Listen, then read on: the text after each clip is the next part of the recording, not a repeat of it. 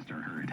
AM 1460 and FM 101.1. The Answer. KCNT, Colorado Springs. On the NASDAQ at SALM.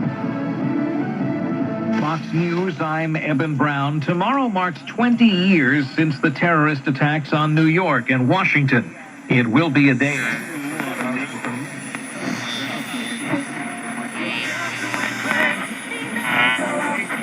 Sports Radio, and you are locked in to the JR Sport Brief Show.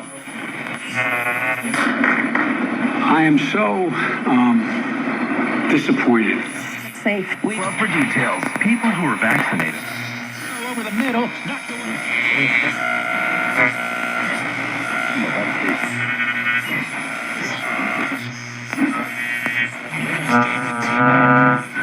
Second, Udo at first.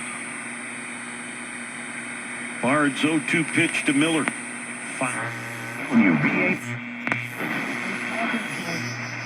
Forward about boosters and their timing and dosage between the different vaccines.